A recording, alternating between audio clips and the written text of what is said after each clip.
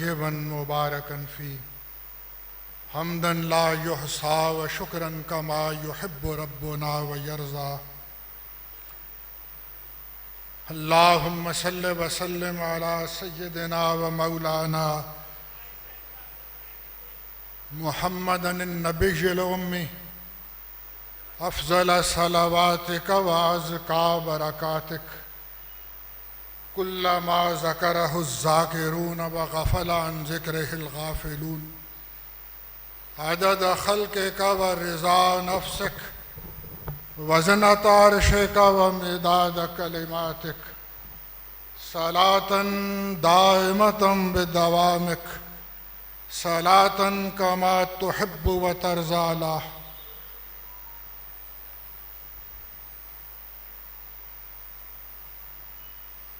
آپ حضرات اور اس جماعت سے میرا بہت پرانا تعلق ہے، بلکہ میں یہ کہوں کہ کئی نسلوں کا تعلق ہے۔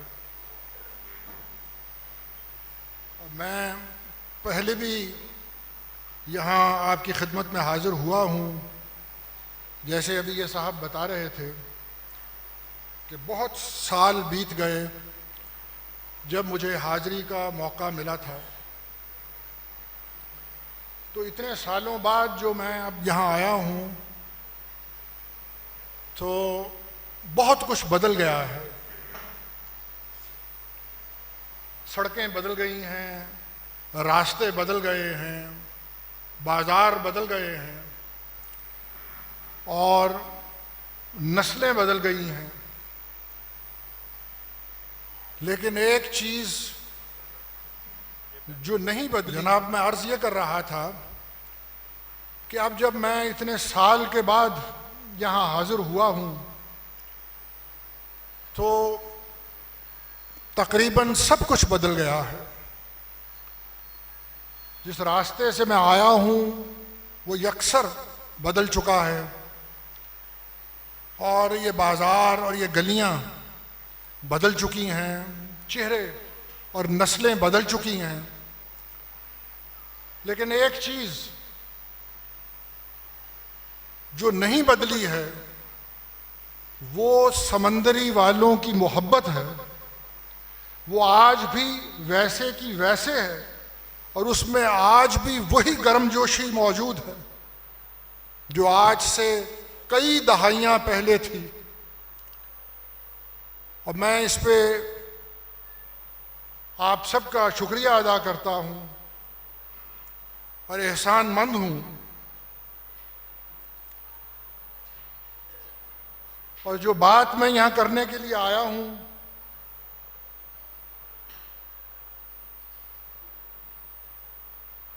اللہ تک جانے کا راستہ، کہ آدمی مقرب بارگاہ الہی ہو جائے،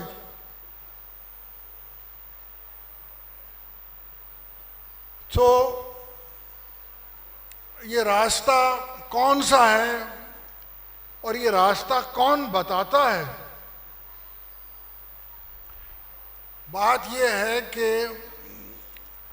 آپ حضرات کے لیے یہ کوئی نئی چیز نہیں ہے کہ یہ راستہ کون سا ہے اور اس راستے کی نشاندہی کون کرتا ہے۔ یہ بات آپ حضرات کی گٹھی میں شامل ہے۔ یہ گٹھی میں نے اردو کا کوئی مشکل لفظ تو استعمال نہیں کر دیا۔ گٹھی جن تسی پنجابی وچ گڑکی کہندے ہو، گڑتی، تو یہ بات آپ کی گٹھی میں شامل ہے۔ تو یہ کوئی نیا سبق آپ کے لیے نہیں ہوگا، یہ اس سبق کی تجدید ہوگی، اس کا اعادہ ہوگا۔ تو میں اب اپنی بات کو شروع کرتا ہوں کہ وہ سبق کیا ہے۔ اللہ تعالیٰ کی جانب جانے والی راہ، قل ان کنتم تحبون اللہ فاتبعونی یحببکم اللہ۔ آپ ان سے فرما دیجئے کہ اگر تمہیں اللہ تعالیٰ سے محبت کا دعویٰ ہے تو میری پیروی کرو، میرا اتباع کرو۔ یہ قرآن مجید میں حضور اقدس علیہ الصلاۃ والسلام سے فرمایا جا رہا ہے کہ آپ ان سے کہہ دیجئے کہ اگر اللہ سے محبت کا دعویٰ ہے تو میرا اتباع کرو، فاتبعونی، میرے نقش قدم پر چلو، اللہ تعالیٰ تمہیں اپنا محبوب بنا لیں گے۔ تو اللہ تعالیٰ تک جانے کا راستہ کون ہمیں بتاتا ہے؟ بات یہ ہے کہ ہر خیر و شر کی حقیقت حضور اقدس علیہ الصلاۃ والسلام ہمیں بتاتے ہیں۔ آپ علیہ الصلاۃ والسلام سے ہٹ کر ہزار ریاضتیں کی جائیں، ہزار مشقتیں کی جائیں، سب گمراہی ہیں دوستو۔ حضور اقدس علیہ الصلاۃ والسلام سے ہٹ کر ہزاروں مراقبے کیے جائیں اور چلے کاٹے جائیں، سب ضلالت ہے دوستو۔ عاملۃ ناصبہ تصلی نارا حامیہ، وہ کتنی ریاضتیں اور مشقتیں کرنے والے ایسے ہوں گے جن کو جہنم کی آگ میں ڈال دیا جائے گا۔ وہ حضور اقدس علیہ الصلاۃ والسلام کا بتایا ہوا راستہ نہیں ہوگا۔ آدمی وہی ہے، یاد رکھیے اس کسوٹی کو، مبلغ وہی ہے، آدمی وہی ہے، مولوی صاحب وہی ہیں، شیخ وہی ہے، پیر وہی ہے جو آپ کو اللہ تعالیٰ کے قریب کرتا ہے، جو حضور اقدس علیہ الصلاۃ والسلام کے قریب کرتا ہے، جو من گھڑت وظیفے بتاتا ہے اور جو من گھڑت ریاضتیں اور عبادتیں اور چلے آپ کو بتاتا ہے، وہ خود بھی گمراہ ہے اور لوگوں کو بھی گمراہ کر رہا ہے۔ اس سے تو عوام الناس اچھے ہیں، وہ ایسا تو نہیں کرتے ہیں۔ خیر و شر کی ہر حقیقت حضور اقدس علیہ الصلاۃ والسلام بتاتے ہیں۔ یہ عذر یاد رکھیے، قیامت کے روز قابل قبول نہ ہوگا کہ مولوی صاحب نے بھٹکا دیا تھا اور ہمیں اس راستے پہ چلا دیا تھا۔ یوم تقلب وجوہہم فی النار یقولون یا لیتنا اطعنا اللہ واطعنا الرسول وقالوا ربنا انا اطعنا سادتنا وکبراءنا فاضلونا السبیل ربنا آتہم ضعفین من العذاب والعنہم لعنا کبیرا۔ یہ عذر قابل قبول نہ ہوگا۔ یوم تقلب وجوہہم، قیامت کے روز جب چہروں کو آگ میں الٹ پلٹ کیا جائے گا، اس روز وہ یہ کہیں گے، اے کاش ہم نے اللہ کا کہا مانا ہوتا، اے کاش ہم نے اس کے رسول کا کہا مانا ہوتا۔ ہم تو اپنے مشائخ اور اپنے اکابرین کی تقلید کرتے رہے، اندھی تقلید کرتے رہے اور انہوں نے ہمیں گمراہ کر دیا۔ اے اللہ ان کو دگنا عذاب دے اور ان پہ پھٹکار برسا، وَلْعَنْهُمْ لَعْنًا كَبِيرًا۔ یہ وہ بات ہے جو میں نے عرض کی کہ ہر خیر و شر کا راستہ حضور اقدس علیہ الصلاۃ والسلام بتاتے ہیں، قرب کا ہر راستہ حضور اقدس علیہ الصلاۃ والسلام بتاتے ہیں۔ ہر کام کرنے سے پہلے آپ کو چاہیے کہ آپ ڈھونڈیں قرآن مجید میں حضور اقدس علیہ الصلاۃ والسلام کی سنت میں اس کا ثبوت ملتا ہے یا نہیں ملتا۔ ہر عبادت اور ریاضت کرنے سے پہلے اس کو ڈھونڈیے کہ سنت میں ثبوت ملتا ہے یا نہیں ملتا ہے۔ علماء حق نے تو یوں کہا کہ حضور اقدس علیہ الصلاۃ والسلام کے بتائے ہوئے طریقے پر آرام کر لینا اس عبادت اور ریاضت سے 1000 درجے افضل ہے جو آپ کے بتائے ہوئے راستوں سے ہٹ کے کی جاتی ہے۔ مستند علماء نے یہ کہا کہ حضور اقدس علیہ الصلاۃ والسلام کے بتائے ہوئے طریقوں پر لطف اندوز ہو لینا اللہ تعالیٰ کی نعمتوں سے، ان چلوں اور ان مراقبوں سے 1000 درجے افضل ہے جو آپ کی سنت سے منحرف ہو کے کی جاتی ہیں۔ آپ کے بتائے ہوئے طریقے پہ سو رہنا اس مشقت سے بہتر ہے، وہ مشقت جس کا ثبوت حدیث شریف میں نہیں ملتا۔ خیر و شر کا جو معاملہ ہو اور ریاضت اور عبادت کا جو معاملہ ہو، وہ سب حضور اقدس علیہ الصلوۃ والسلام بتاتے ہیں، وہ لے کے چلتے ہیں اور وہ قریب پہنچاتے ہیں اللہ تعالیٰ کے۔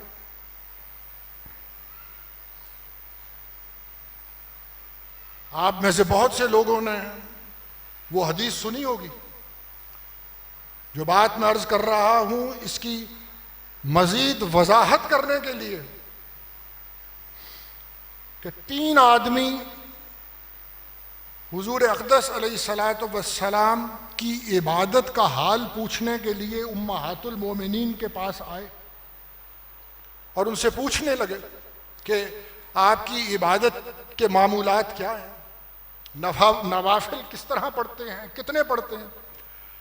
اور سب کچھ سننے کے بعد ان آدمیوں نے اس عبادت کو اپنے لیے کم جانا اور انہوں نے کہا کہ حضور اقدس علیہ الصلوۃ والسلام کے مقامات تو بہت بلند ہیں، ہمیں تو اس سے بہت زیادہ کام کرنا ہوگا۔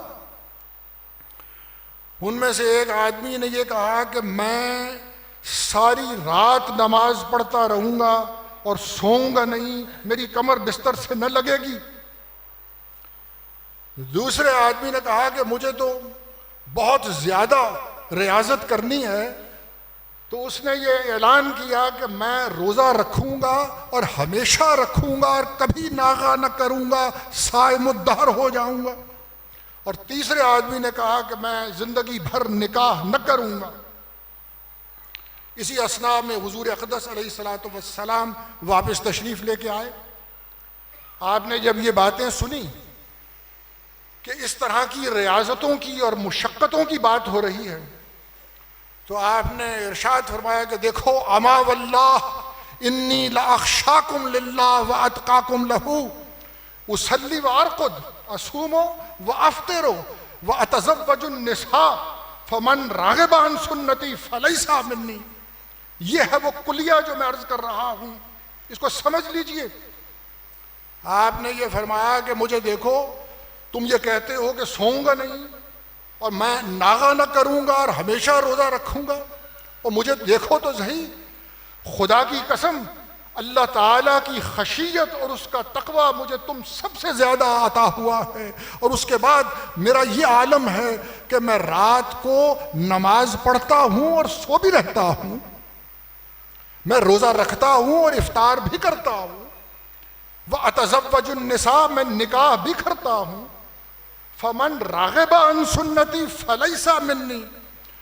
مقرب بارگاہ الہی ہونے کا آخری نسخہ یہ ہے جو بیان فرما رہے ہیں کہ جو میری سنت سے روح گرداں ہوا اس کا مجھ سے کوئی تعلق نہیں ہے، جس کا مجھ سے تعلق نہ ہوا اس کو قرب کا راستہ کہاں سے ملے گا، وہ اللہ کے قریب کہاں سے جائے گا۔ یہ جو بات ہے کہ محض ریاضت سے اور محض مشقت سے اللہ تعالیٰ کا قرب ملتا ہے اور ولایت ملتی ہے، یہ معرفت نہ ہونے کی وجہ سے آدمی ایسی بات کرتا ہے۔ دیکھیے، یہ جو روزہ ہے یہ صبر ہے، اور افطار اور سحر جو ہے یہ شکر ہے۔ نماز پڑھنا صبر ہے اور رات کو سونا شکر ہے۔ اور حضور اقدس علیہ الصلوۃ والسلام کی سیرت، آپ مجمع البحرین ہیں، آپ کی سیرت میں صبر بھی ہے اور شکر بھی ہے۔ اللہ تعالیٰ کی نعمتوں سے جب آدمی لطف اندوز ہوتا ہے، حضور اقدس علیہ الصلوۃ والسلام نے یہ بھی تو فرمایا ہے کہ تسحروا ان فی السحور برکتاً، سحری کیا کرو، اس میں برکت اللہ تعالیٰ نے رکھی ہوئی ہے۔ تو اس وقت نعمتوں سے لطف اندوز ہونے پر، اس وقت لذیذ غذائیں کھانے پر ثواب مرتب ہو رہا ہوتا ہے، کیونکہ سنت پہ عمل ہو رہا ہے۔ دوستو، جب افطار کا وقت ہوتا ہے، احب الی عبادی اجلہم فطرا، کہ جب میں اجازت دے دیتا ہوں تو یہ لوگ جو ہیں میرے بندے یہ بندگی کا اظہار کرتے ہوئے اور عاجزی کا اظہار کرتے ہوئے میرے عطا کیے ہوئے رزق کی طرف لپکتے ہیں افطار کے لیے، اس وقت نعمتوں سے لطف اندوز ہونے میں ثواب مرتب ہوتا ہے، کیونکہ سنت پہ عمل ہو رہا ہے۔ آپ کی سنت میں صبر بھی ہے اور شکر بھی ہے، تو یہ کہنا کہ محض مشقت سے اور ریاضت سے قرب ملتا ہے، یہ معرفت نہ ہونے کی بات ہے اور یہ جہالت کی بات ہے۔ دوستو، قرب ملتا ہے حضور اقدس علیہ الصلوۃ والسلام کے نقش قدم پر چلنے سے، جو جتنا آپ کا روپ دھارتا ہے، جو جتنا آپ کا اتباع کرتا ہے، وہ اتنا ہی مقرب بارگاہ الہی ہو جاتا ہے، وہ اتنا بڑا ولی اللہ ہو جاتا ہے جو جس قدر زیادہ حضور اقدس علیہ الصلوۃ والسلام کے قریب ہوتا۔ میں نے اس لیے عرض کیا کہ آدمی وہی ہے جو آپ کو حضور علیہ الصلوۃ والسلام کے قریب لے کے جائے، جو من گھڑت باتیں بتائے جن کا ثبوت نہ ملتا ہو، وہ تو خرابی کر رہا ہے، وہ تو گڑبڑ کر رہا ہے۔ تو جس طرح نماز پڑھنے کا ثواب ہے، سونے کا ثواب ہے۔ اپنے ذہنوں میں اگر آپ کی آیت آ جائے وَجَعَلْنَا نَوْمَكُمْ سُبَاتًا، کہ ہم نے نیند کو تمہارے لیے راحت کی چیز بنایا،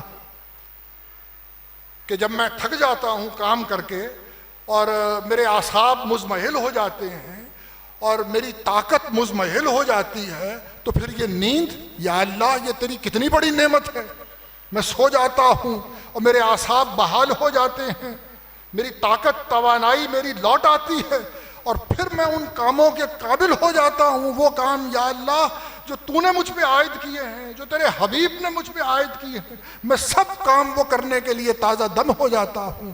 تو جب اس نیت سے آپ رات کو سوتے ہیں تو یقین کیجئے کہ آپ کو سونے پہ ثواب ملتا ہے۔ تو اصل بات یہ ہے کہ حضور اقدس علیہ الصلوۃ والسلام کی سنتوں پہ عمل پیرا ہونا قرب کا یہ راستہ ہے، مقرب بارگاہ الہی ہونے کا یہ راستہ ہے۔ آدمی یہ سمجھتا رہے کہ مشقتیں اور ریاضتیں، اس نے بات کو سمجھا نہیں ہے، اس آدمی نے۔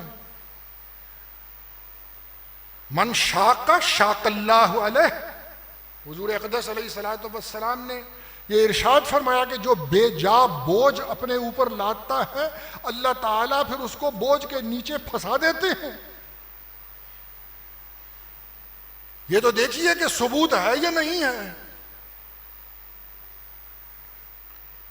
تو مقامات سارے طے ہوتے ہیں حضور علیہ الصلوۃ والسلام میں فنا ہونے سے اور اتباع سے۔ جن لوگوں کو مقامات عطا ہوئے، حضرت ابوبکر صدیق رضی اللہ تعالی عنہ، دیکھیے تاریخ میں کتنے صحابی ایسے موجود ہیں جن کے بارے میں یہ لکھا ہوا ہے کہ وہ عبادت حضرت ابوبکر صدیق سے زیادہ کیا کرتے تھے۔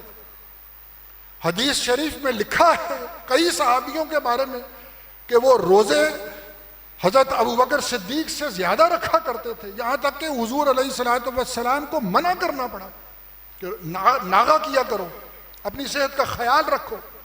لیکن پھر وہ کیا بات تھی کہ صدیق اکبر حضرت ابوبکر سب سے آگے نکل گئے، صدیق اکبر ہو گئے اور خلیفہ اول ہوئے۔ وہ یہی بات تھی کہ وہ حضور اقدس علیہ الصلوۃ والسلام کی سنتوں میں فنا ہو گئے تھے، اس لیے وہ صدیق اکبر ہوئے تھے اور خلیفہ اول ہوئے تھے اور صحابہ کی جماعت میں سب سے آگے نکل گئے تھے۔ تو سب مقامات یوں طے ہوتے ہیں۔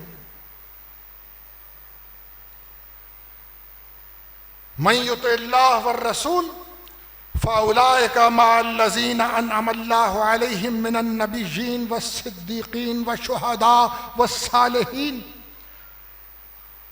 یہ جتنے دیکھیے اتباع سے، من یطع اللہ والرسول، جو اتباع کرتا ہے، جو پیروی کرتا ہے، جو نقش قدم پر چلتا ہے حضور اقدس علیہ الصلوۃ والسلام کے، تو من النبیین والصدیقین والشہداء والصالحین وحسن اولئک رفیقا، تو یہ جتنے مقامات ہیں صدیقیت کے اور شہادت کے اور صلحاء کے، یہ اتباع سے ان کو ملتے ہیں، اور کوئی راستہ نہیں ہے اتباع کے سوا۔ جس نے جتنا اتباع کیا وہ اتنا ہی بڑا ولی اللہ ہو گیا دوستو۔ اور پھر یہ اولیاء اللہ، یہ تو واجب التعظیم ہوتے ہیں، یہ تو واجب الادب ہوتے ہیں۔ ان کے لیے دل میں ادنا سا بھی شائبہ اگر گستاخی کا پیدا ہو، بے ادبی کا پیدا ہو، اور وہ آدمی جو ان کا ادب نہیں کرتا ہے، ان کی تعظیم نہیں کرتا ہے، وہ بھی کوئی انسان ہے دوستو، اس کو تو استبل میں جا کے باندھنا چاہیے۔ یہ موجب خسراں ہے۔ اولیاء اللہ کے بارے میں اگر اس طرح کی لاپرواہی آدمی کے اندر پیدا ہو جائے، اور جو بات عرض کر رہا ہوں حدیث قدسی کی روشنی میں عرض کر رہا ہوں کہ من عاد لی ولیا فقد آذنتہ بالحرب، جو میرے کسی دوست سے جی میں عداوت رکھتا ہے، اللہ تعالیٰ یہ فرماتے ہیں کہ میں اس کے خلاف اعلان جنگ کرتا ہوں۔ تو یہ مشقتوں اور ریاضتوں سے اللہ کا قرب نہیں ملتا ہے، مراقبوں اور چلوں سے اللہ تعالیٰ کا قرب نہیں ملتا ہے۔ اللہ تعالیٰ کا قرب صرف حضور اقدس علیہ الصلاۃ والسلام کی غلامی سے ملتا ہے، محمد الرسول اللہ کی غلامی کا پٹا گلے میں ڈالنے سے ملتا ہے، آپ کی سنتوں میں فنا ہونے سے ملتا ہے۔ تو یہ اتباع کی بات، یہ میں نے ابتدا میں عرض کیا تھا کہ یہ تو ایک تجدید ہوگی آپ کے لیے، آپ تو یہ باتیں ہمیشہ سے سنتے ہوں گے۔ تو یہ چند باتیں میں جو کروں گا آپ کی خدمت میں یہی سوچ کے آیا تھا کہ ایسی باتیں کی جائیں جن سے فائدہ ہو اور آپ لوگوں کو فائدہ ہو، کیونکہ یہ سٹیج جو ہے اور یہ مسجدیں جو ہیں دوستو، یہ اسی کام کے لیے ہیں، سننے والے کو فائدہ ہو، کہنے والے کو فائدہ ہو۔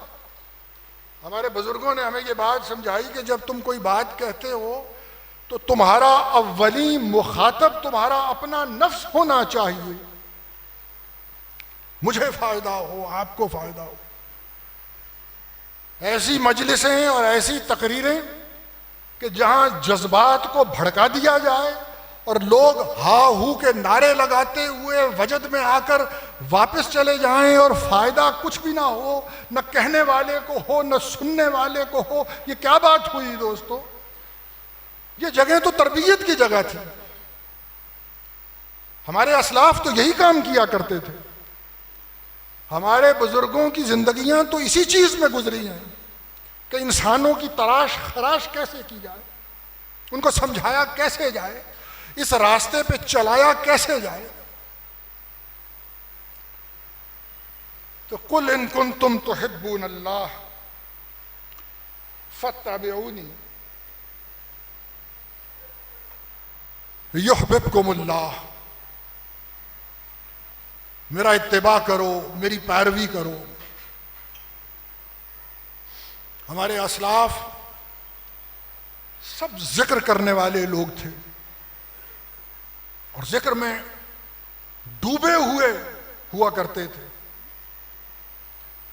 اب جیسے میں عرض کر رہا ہوں کہ اگر محبوب بارگاہ الہی ہونا چاہتے ہو تو میرا اتباع کرو، اور جو میں نے اپنے اسلاف کا حوالہ دیا ہے وہ اس لیے دیا ہے کہ حدیث کی کتابوں میں تو یہ واضح لکھا ہوا ہے کہ کان یذکر کل احیانہ، حضرت عائشہ رضی اللہ تعالی عنہا فرماتی ہیں کہ حضور اقدس علیہ الصلاۃ والسلام کا ہر لمحہ ذکر میں ڈوبا ہوا ہوتا تھا۔ یہ تھے ہمارے اسلاف۔ سیکھنا ہے دوستو تو ان باتوں کو سیکھنا چاہیے۔ ہم کن جھگڑوں میں پڑ گئے، آدمی بحث کرتا رہے اور توانائیاں انہی کاموں پہ صرف کرتا رہے اور مثبت کام کم ہو زندگی میں، دوسرے پہ یہ تنقید کرتا رہے اور پھپتیاں کستا رہے کہ تم نے جو درود پڑھا ہے یہ غیر مسنون ہے، اس کے الفاظ، اس کے صیغے حدیث میں نہیں آتے، اور زندگی اس کام میں گزار دے۔ بات یہ ہے کہ یہ بڑی اچھی چیز ہے کہ ہر چیز کا ثبوت حدیث شریف میں ڈھونڈا جائے، لیکن بات دوسری ساتھ یہ بھی ہے کہ اگر وہ درود غیر مسنون ہے اور وہ صیغے نہیں ملتے ہیں حدیث کی کتابوں میں، تو یہ بھی بات تو دیکھو کہ اگر وہ نہیں کرنا تھا تو کیا کرنا تھا۔ وہ نہیں کرنا تھا، اس کی جگہ کچھ کرنے کا حکم بھی تو دیا گیا ہے۔ یہ جو تنقید کر رہا ہے اور جو پھپتیاں کس رہا ہے وہ یہ بھی تو دیکھے کہ اگر جمعے کا دن تھا تو خود اس کو کتنی توفیق ہوئی ہے کہ وہ اپنے ہونٹوں کو جنبش دیتا اور درود شریف پڑھتا حضور اقدس علیہ الصلاۃ والسلام پر۔ اکثروا علی الصلاۃ یوم الجمعہ، حدیث کی کتابوں میں یہ بھی تو لکھا ہوا ہے کہ کثرت سے درود پڑھو مجھ پر۔ تو اگر خود درود نہ پڑھے اور دوسرے کو دیکھتا رہے، یہ مثبت چیز تو نہ ہوئی۔ ہمارے اسلاف اور ہمارے بزرگ جمعہ کے روز ایک عجب کیفیت ان پہ طاری ہوتی تھی۔ حضرت عبد الواحد غزنوی رحمۃ اللہ علیہ، والد صاحب رحمۃ اللہ علیہ نے کہیں لکھا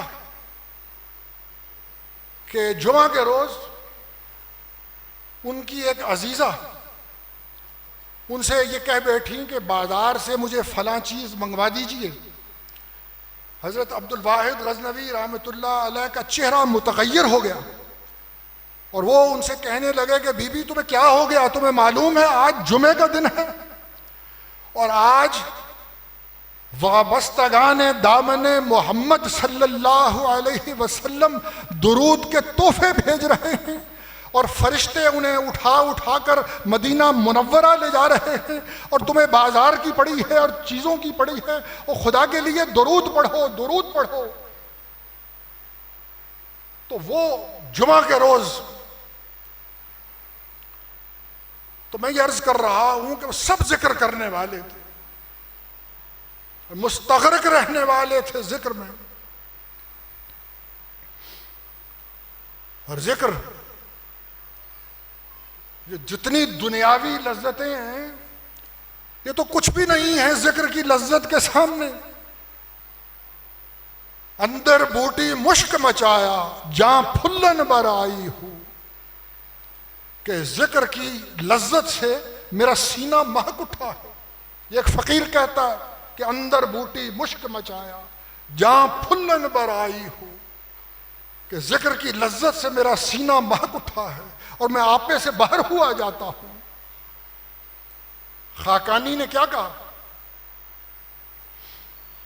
پسا 30 سال این نقطہ محقق شد و خاقانی، کہ یک لحظہ با خدا بودن بے از تخت سلیمانی، کہ ایک لمحہ جو اللہ تعالیٰ کی میت میں آدمی گزار لیتا ہے وہ حضرت سلیمان کے تخت سے افضل ہے۔ دوستو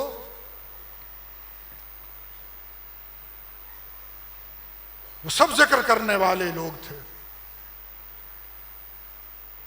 سیکھنے کے کام یہ ہیں، وقت ان کاموں میں لگانا چاہیے۔ قُلْ إِن كُنتُمْ تُحِبُّونَ اللَّهَ فَاتَّبِعُونِي يُحْبِبْكُمُ اللَّهُ، میری پیروی کرو، دیکھو کان یذکر کل احیانہ، میں کتنا ذکر کرتا ہوں، میں کس طرح رات کو نماز پڑھتا ہوں اور رات کو سو بھی رہتا ہوں۔ اور کس طرح میں روزے رکھتا ہوں اور افطار بھی کرتا ہوں اور نکاح بھی کرتا ہوں۔ جو صحابی حضور اقدس علیہ الصلاۃ والسلام کے ساتھ کھڑے ہو کے نماز پڑھتے تھے، وہ کہتے ہیں کہ نماز کے دوران حضور اقدس علیہ الصلاۃ والسلام کے سینے سے ایسی آواز آتی تھی جیسی چکی کے چلنے کی آواز ہوتی ہے۔ اللہ تعالیٰ کی خشیت۔ ایک دوسرے صحابی یہ کہتے ہیں کہ حضور اقدس علیہ الصلاۃ والسلام کے سینے سے ایسی آواز آتی تھی جیسے ہنڈیا کے کھولنے کی آواز ہوتی ہے۔ یہ نماز بھی تو سیکھنی ہے، یہ خشوع بھی تو دوستو سیکھنا ہے۔ قل ان کنتم تحبون اللہ فاتبعونی، یہ بھی تو نقش قدم میں شامل ہے۔ جعلت قرۃ عینی فی الصلاۃ، یہ فرما رہے ہیں حضور اقدس علیہ الصلاۃ والسلام کہ نماز کو میری آنکھوں کی ٹھنڈک بنایا گیا ہے۔ نمازیں بھی تو ایسی بنانی ہیں۔ نمازوں پہ محنت کون کرے گا؟ اپنی زبانوں کو ذکر سے تر کون کرے گا؟ اس نقش قدم پہ کون چلے گا؟ خبیب بن عدی حضور علیہ الصلاۃ والسلام نے بھیجا کہ جاؤ دشمن کی تیاری کا حال معلوم کرو اور آ کے واپس ہمیں خبر کرو، مکہ جاؤ۔ وہ مکہ میں گرفتار ہو گئے اور پھانسی کا حکم ہو گیا کہ ان کو لٹکا دیا جائے گا پھانسی پر۔ پھانسی دینے سے پہلے ان سے یہ پوچھا گیا کہ خبیب آخری وقت آ گیا ہے، کوئی آخری خواہش ہو تو بتاؤ۔ حضرت خبیب جب آخری خواہش پوچھی جاتی ہے تو کوئی کہتا ہے کہ فلاں کو بلا دو، اس کو ملا دو، اس کا چہرہ دکھا دو، میں دنیا سے جا رہا ہوں۔ حضرت خبیب کہتے ہیں کہ میری آخری خواہش یہ ہے کہ میں 2 رکعت نماز پڑھنا چاہتا ہوں، بھائی اس کی مہلت مجھے دی جائے۔ نماز کی لذت آپ نے محسوس کی؟ جن کی نمازیں سیدھی ہو جائیں، تو میں عرض یہ کر رہا ہوں کہ نمازوں کو سیدھا کیجئے۔ یہ بھی ایک سیکھنے کی چیز ہے کہ نمازیں سیدھی کس طرح ہوتی۔ قد افلح المؤمنون الذین هم فی صلاتہم خاشعون۔ قرآن مجید کیا کہہ رہا ہے کہ کامیاب کون ہوا؟ وہ مومن کامیاب ہوئے جن کو اپنی نمازوں میں خشوع حاصل تھا۔ نماز کے 2 رخ ہیں، 2 چیزیں ہیں اس میں، ایک اس کی صورت ہے اور ایک اس کی روح اور ایک حقیقت ہے۔ صورت اس کی یہ ہے کہ اللہ اکبر اور یہ قیام جو ہم نے کیا، رکوع جو کیا اور سجدہ کیا، جلسہ کیا، قعدہ کیا، یہ اس کی صورت ہے۔ لیکن اعمال میں سب اعمال کے ساتھ ایسا ہے، ان کی صورت ہے اور ایک ان کی روح اور ان کی حقیقت ہے۔ اور یاد رکھیے عمل کا بھرپور فائدہ اور عمل کے بھرپور انوار اس وقت آدمی کو میسر آتے ہیں جب صورت کے ساتھ ساتھ عمل کی روح اور اس کی حقیقت بھی حاصل ہوتی ہے۔ تو قرآن مجید یہ کہہ رہا ہے کہ کامیاب وہ مومن ہوئے جنہیں اپنی نمازوں میں خشوع حاصل تھا۔ یہ خشوع جو ہے یہ نماز کی روح ہے، یہ نماز کی حقیقت ہے۔ وہ سب جو چیزیں تھیں وہ نماز کی صورت تھی جو میں نے ابھی گنوائی ہیں، اور خشوع جو ہے یہ نماز کی روح ہے۔ خشیت الہی یہ نماز کی روح ہے، للہیت یہ نماز کی روح ہے۔ یناجی ربہ، نمازی اپنے اللہ سے سرگوشیاں کر رہا ہوتا ہے، یہ نماز کی روح ہے۔ اور آنسوؤں کی جھڑیاں یہ نماز کی روح ہے۔ دوستو یہاں بھی تو اتباع کرنا ہے، یعنی وہاں بھی زور لگانا ہے، لیکن اس چیز کو خالی نہیں چھوڑنا ہے۔ نمازیں ادھوری رہ جائیں گی اور وہ انوار جھولیوں میں نہیں آئیں گے جو سچ مچ کے نمازیوں کے لیے اللہ تعالیٰ نے رکھ چھوڑے۔ یہ نماز بہت بڑی چیز ہے۔ قرب الہی کی جو دنیا ہے اس میں یہ نماز بہت بڑی چیز ہے۔ روح کی طہارت اور روح کی پاکیزگی اور روح کو مجلہ کرنے کے لیے روحانی دنیا میں جتنی چیزیں ہو سکتی تھیں حضور اقدس علیہ الصلوۃ والسلام نے سب نماز میں شامل کر دی ہیں دوستو، اور وہ اپنی امت کو دے گئے ہیں۔ ہمیں کتنی آسانی سے یہ چیز مل گئی ہے، اس کی ناشکری تو نہیں کرنی ہے، ہم کو تو بیٹھے بٹھائے یہ چیز مل گئی ہے۔ یہ ایک معجون مرکب ہے، ہر وہ چیز جو اس دل کے لیے، دماغ کے لیے اور روح کے لیے فائدہ مند تھی روحانی طور پر، وہ حضور اقدس علیہ الصلوۃ والسلام نے اس نماز میں شامل کر دی اور پھر ہمارے حوالے کی ہے۔ یہ جو بات میں عرض کر رہا ہوں، اس کی تھوڑی سی وضاحت میں آپ کی خدمت میں عرض کروں۔ جو میں یہ کہہ رہا ہوں کہ سب کچھ اس میں شامل کر دیا ہے۔ سبحانک اللہم وبحمدک وتبارک اسمک وتعالی جدک ولا الہ غیرک، توحید کو ولا الہ غیرک، توحید کو حضور اقدس علیہ الصلوۃ والسلام نے اس نماز میں شامل کر کے ہمیں دیا ہے۔ یہ لا الہ غیرک جو ہے یہ توحید ہے دوستو۔ قرآن مجید کی تلاوت کو اس نماز میں شامل کر کے ہمارے حوالے کیا ہے۔ تسبیح کو سبحان اللہ، سبحان ربی العظیم، سبحان ربی الاعلیٰ، تسبیح کو شامل کیا نماز میں، تحمید کو شامل کیا نماز میں، الحمدللہ رب العالمین، تحمید کو شامل کیا نماز میں۔ اللہ اکبر کی تو تکرار ہے نماز میں، اللہ تکبیر کو شامل کیا نماز میں، تحلیل کو شامل کیا نماز میں، اشہد ان لا الہ الا اللہ۔ اور سارا ذکر جو نچوڑ ہے ذکر کا، افضل الذکر بعد القرآن اربعن، اور کتنی جگہ یہ حدیث لکھی ہوئی ہے کہ قرآن کے بعد جو سب سے افضل اذکار ہیں وہ یہ چار ہیں، سبحان اللہ، الحمدللہ، اللہ اکبر، لا الہ الا اللہ۔ یہ کیا چیز حضور اقدس علیہ الصلوۃ والسلام ہمیں دے گئے ہیں، آپ نے کبھی ملاحظہ کیا؟ تسبیح کو، تحمید کو، تکبیر کو، تحلیل کو اس میں شامل کیا، دعا کو اس میں شامل کیا۔ سورۃ فاتحہ خود دعا ہے، اور جب آپ یہ جملہ کہتے ہیں اہدنا الصراط المستقیم صراط الذین انعمت علیہم، یہ بہت بڑی دعا ہے دوستو، یہ ساری زندگی کو سیدھا کر دینے والی دعا ہے۔ اس میں آدمی صرف یہ نہیں کہہ رہا ہوتا کہ مجھے نماز کی اور مجھے حج اور زکوٰۃ اور روزے کی راہ دکھا، اس میں آدمی یہ کہہ رہا ہوتا ہے کہ یا اللہ میری زندگی کے جتنے معاملات ہیں ان سب میں مجھے سیدھا راستہ دکھا، ان سب میں مجھے درست فیصلہ کرنے کی رہنمائی میری فرما کہ میں جب فیصلہ کروں سیدھا فیصلہ کروں۔ میں دفتر کی میز پہ بیٹھا ہوا ہوں، میں عدالت کی میز پہ بیٹھا ہوا ہوں، میں گھر کے کسی معاملے میں ہوں، میں دکان پہ بیٹھا ہوا ہوں، میں جب فیصلہ کروں یا اللہ اہدنا الصراط المستقیم، مجھے سیدھا راستہ دکھانا، یہ ہے نماز جو ہمارے پاس ہے۔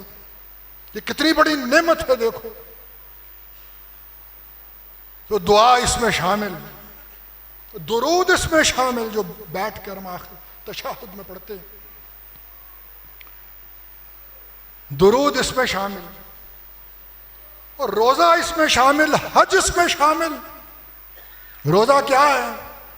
ہم کھاتے نہیں ہیں، پیتے نہیں ہیں، تو اس کے اثرات تو نماز میں یوں شامل ہیں کہ جتنی دیر نماز میں رہتے ہیں کھانے پینے کا تو کوئی سوال پیدا ہی نہیں ہوتا۔ اور حج کی حقیقت کیا ہے؟ فَوَلِّ وَجْهَكَ شَطْرَ الْمَسْجِدِ الْحَرَامِ، جتنی دیر کھڑے ہوتے ہیں سب کا رخ بیت اللہ کی طرف ہوتا ہے، اور یہی حج کی حقیقت ہے۔ تو حج کی حقیقت بھی نماز میں شامل، اور روزے کے اثرات بھی نماز میں شامل۔ تو یہاں اتباع، قربت کی راہ جو ہے دوستو وہ اتباع میں ہے۔ نماز میں سجدہ بھی شامل ہے، وَاسْجُدْ وَاقْتَرِب، دیکھیے لفظ یہی ہے، وَاقْتَرِب۔ اللہ تعالیٰ یہ فرما رہے ہیں کہ قربت کا جو راستہ ہے سجدہ کر اور اس راستے پہ تیزی سے میرے قریب آ جا، واسجد واقترب۔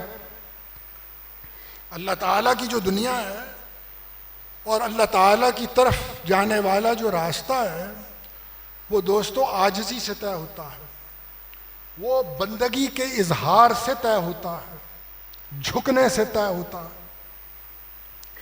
اور سجدہ جو ہے یہ تذلل کی آخری انتہا ہے کہ آدمی جھک جاتا ہے اپنی بندگی کا اظہار کرتے ہوئے، اور جو اشرف الاعضاء ہے اس کے وجود کا سب سے معزز عضو ہے وہ اس کو چہرے کو زمین پہ رکھ دیتا ہے کہ یا اللہ میں نے اپنا سب کچھ تیرے سامنے جھکا دیا ہے، اور جتنا خناس تھا میرے دماغ میں یا اللہ میں نے سب نکال دیا ہے، اور میں اپنی بندگی کا اظہار کرتا ہوں، اور جو آخری شکل ہو سکتی ہے اس میں اس کا اظہار کرتا ہوں۔ یہ ہے واسجد واقترب۔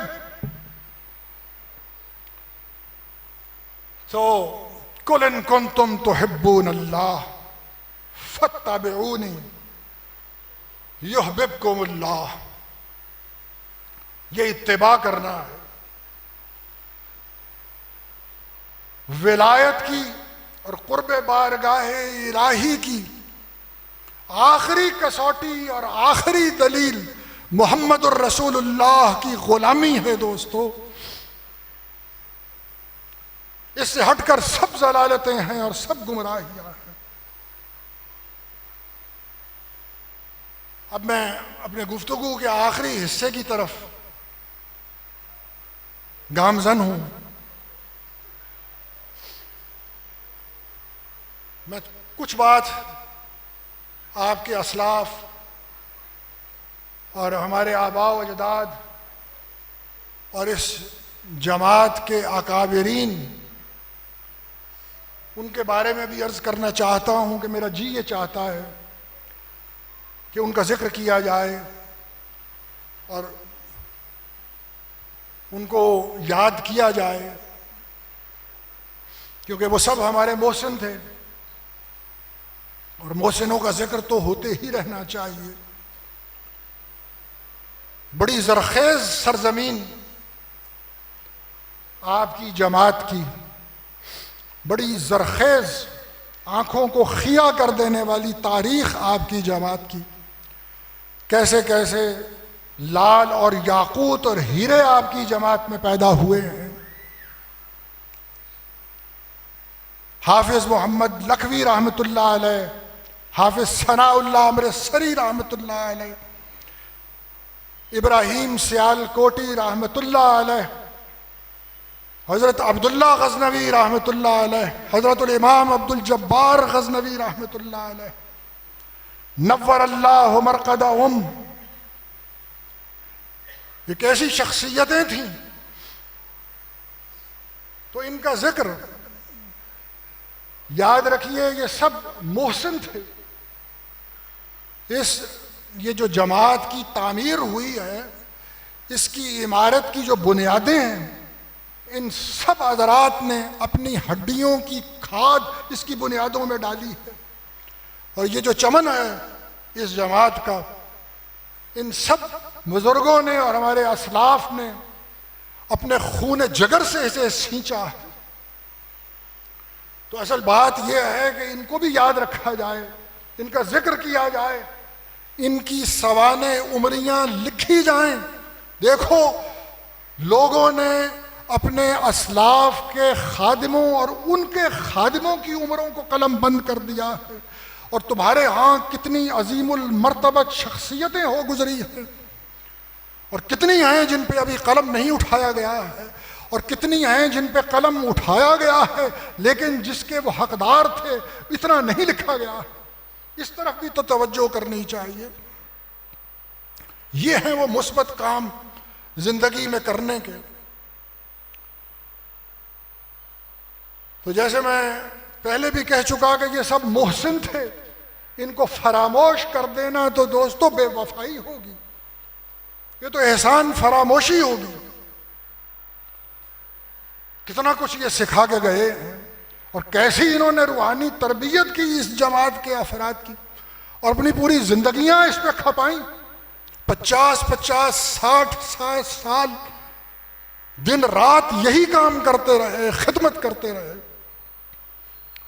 کتنے رخصت ہو گئے، اور تیزی سے یہ قافلہ رخصت ہوتا چلا جا رہا ہے۔ کچھ عرصہ پہلے مولانا عتیق اللہ صاحب رحمۃ اللہ علیہ وہ رخصت ہوئے، مولانا عائش محمد صاحب رحمۃ اللہ علیہ، یہ درویش لوگ تھے دوستو، ان کا کچھ مقصود اور نہ تھا، صرف خدمت کرتے تھے، اور گواہ ہیں سب آنکھیں، ساری زندگی خدمت کرتے رہے۔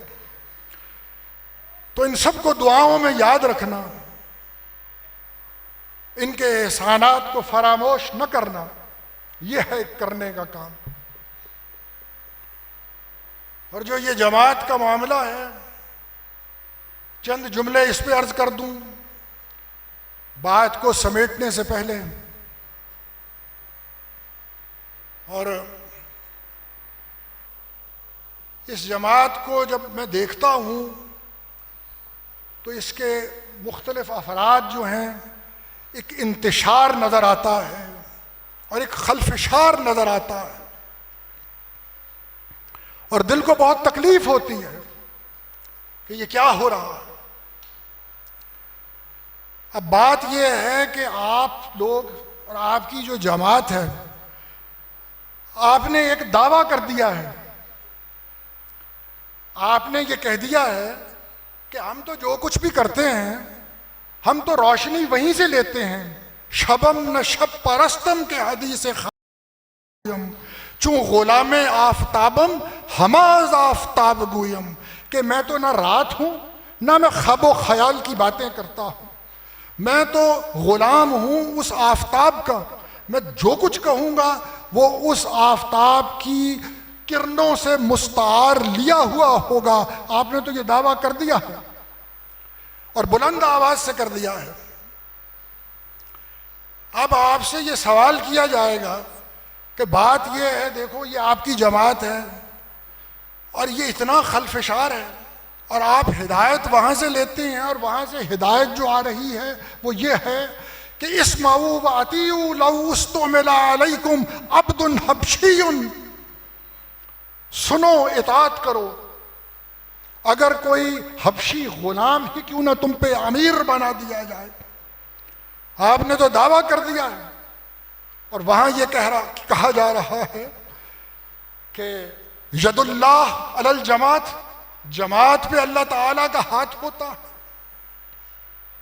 جو جماعت سے الگ ہو گیا اس کی کوئی زندگی نہیں۔ تو آپ نے تو یہ کہا کہ ہم تو یہی مانیں گے، ثم لا یجدوا فی انفسہم حرجا مما قضیت ویسلموا تسلیما، ہم ہر بات کو مانیں گے۔ ما آتاکم الرسول فخذوہ، وہ جو حکم دیں گے ہم سر تسلیم ہم کریں گے۔ یہ ہے دعویٰ آپ کا، یعنی اس جماعت کا۔ تو اب کوئی اگر یہ پوچھے کہ وہاں تو یہ کہا گیا کہ لو استعمل علیکم عبد حبشی، اور جماعت پہ اللہ تعالیٰ کا ہاتھ ہوتا ہے، جس کا معنی یہ ہے کہ سب اکٹھے ہوں، تمہارے درمیان اتفاق ہو، تم سب کا ایک امیر ہو، تم سب کا رخ اس کی طرف ہو، تم سب اس سے محبت کرتے ہو، تم اس کو سر آنکھوں پہ بٹھاتے ہو، اس کا اتباع کرتے ہو، تو یہ سب کیا ہے؟ اس قدر خلفشار، اس قدر انتشار، جملے بازیاں، رقیق حملے، الزامات کی بوچھاڑ، یہ کیا بات ہوئی؟ اس دعوے کے ساتھ یہ منظر کیا ہے دوستو؟ یہ تو معاملہ یوں نہیں چلے گا۔ سننے والا تو یہی کہے گا۔ میں معذرت چاہتا ہوں، یہ تو چپتی ہوئی باتیں ہیں، لیکن بات یہ ہے کہ ہمیں اپنا محاسبہ بھی تو خود ہی کرنا ہے، اور یہ جو محاسبہ ہوتا ہے یہ اپنی اصلاح کے لیے ہوتا ہے۔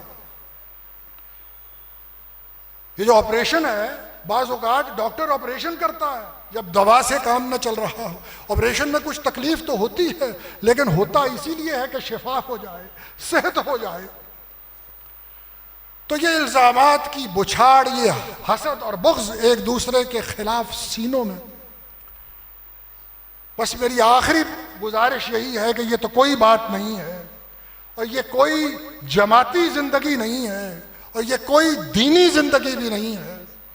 اللہ تعالیٰ مجھے اور آپ کو ان باتوں کا فہم عطا فرمائے اور ان پہ عمل کرنے کی توفیق عطا فرمائے۔ وآخر دعوانا ان الحمد للہ رب العالمین، والصلاة والسلام علی سید المرسلین۔ اللہم صلی علی سیدنا محمد وعلی آل سیدنا محمد وبارک وسلم۔ یا حی یا قیوم برحمتک نستغیث، ربنا آتنا فی الدنیا حسنہ وفی الآخرۃ حسنہ وقنا عذاب النار۔ اللہم احسن عاقبتنا فی الامور کلہا واجرنا من خزی الدنیا وعذاب الآخرہ، واجرنا من خزی الدنیا وعذاب الآخرہ۔ اللہم انک عفو تحب العفو فاعف عنا۔ اللہم انا نسألک العافیہ فی الدنیا والآخرہ۔ یا اللہ زندگی بھر کے گناہوں کو معاف فرما، عمر بھر کی خطاؤں سے درگزر فرما۔ یا اللہ ہمارے اسلاف کی قبروں کو نور سے بھر دے،